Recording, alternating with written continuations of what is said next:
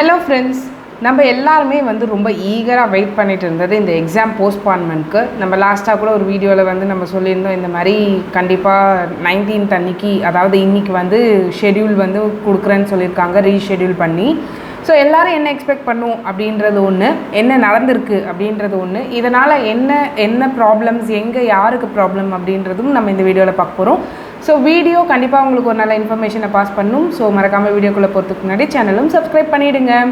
So first of all பார்த்தீங்கன்னா, நம்ம எல்லாருமே அட்லீஸ்ட் ஒரு 2 weeks எக்ஸ்டென்ஷன் கொடுப்பாங்க. லைக் 2019 நடந்த மாதிரி ஒரு நல்ல ஒரு எக்ஸ்டென்ஷன் கிடைக்கும். ஸோ மேபி ஒரு ஸ்டடி டைமும் கிடைக்கும் அப்படின்றது தான் எக்ஸ்பெக்டேஷனாக இருந்தது. பட் ஷாக்கிங்லி இன்றைக்கி அனௌன்ஸ்மெண்ட் ஆர் நோட்டிஃபிகேஷன் எடுத்து பார்த்தோம்னா தெரியுது, இந்த மாதிரி பெருசாக டிஃப்ரென்ஸ் இல்லை, பட் டேட்ஸ் மட்டும் ரீஷெட்யூல் பண்ணியிருக்காங்க அப்படின்றது. ஸோ இப்போ எப்படி இருந்துச்சு, எப்படி ஆயிருக்கு அப்படின்னு பார்த்தீங்கன்னா, ஃபவுண்டேஷனில் எந்த ஒரு சேஞ்சஸுமே இல்லை. அது 20, 22, 24 அண்ட் 26th June எர்லியர் இருந்தது, அதே தான் கண்டினியூ ஆக போகுது. ஸோ இன்டர் எக்ஸாம்ஸ் பொறுத்த வரைக்கும் earlier group 1 3, 5 and 7th of May இருந்துச்சு. So now it is going to be like 3, 5 and 9th of May. So 7th மட்டும் 9th இருக்குது. தென் குரூப் 2ல் பார்த்தீங்கன்னா 9th, 11th, 13th May இருந்துச்சு. Group 2 இன்டரில் 11th, 15th, 17th May. So இதுவுமே பார்த்தீங்கன்னா ஒரு minor changes தான் பண்ணியிருக்காங்க. ஸோ மோரார்லெஸ் இது எல்லாமே மேலே கண்டக்ட் தான் ஆக போகுது, பட் டேட்ஸ் மட்டும் வேரி ஆகுது. இதே with respect to final examination earlier என்னவாக இருந்ததுன்னா, first group 2nd, 4th, 6th May இருந்துச்சு. இப்போ அதை 2nd, 4th and 8th May ஆக்கியிருக்காங்க. Then second group first group அப்படி இருந்தது. Second group 8th, 10th and 12th May இருந்துச்சு. இப்போ அதை 10th, 14th and 16th May. So 12th முடிய வேண்டிய எக்ஸாம் 16th தான் முடிய போகுது. ஸோ இந்த மாதிரியான மைனர் சேஞ்சஸ் தான் பண்ணியிருக்காங்க. At the same time members எக்ஸாமினேஷனில் இன்டர்நேஷ்னல் டாக்ஸேஷன் இருந்துச்சு. அது பார்த்திங்கன்னா 10th and 12th May நடக்கிறதா இருந்தது. அதை இப்போ 14th and 16th May மாற்றி வச்சுருக்காங்க.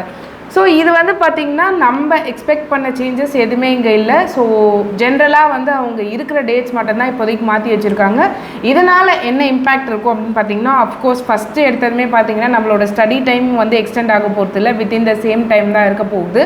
ஸோ ஸ்டூடெண்ட்ஸ் இப்போ இருக்கிற ப்ரிப்பரேஷனை இன்னுமே ஸ்பீடப் பண்ண வேண்டியதாக இருக்கும். அட் த சேம் டைம் இன்னொன்று என்ன அப்படின்னு பார்த்தீங்கன்னா, இந்த ஓட்டிங் லைக் இப்போ சர்டைன் டேட்ஸில்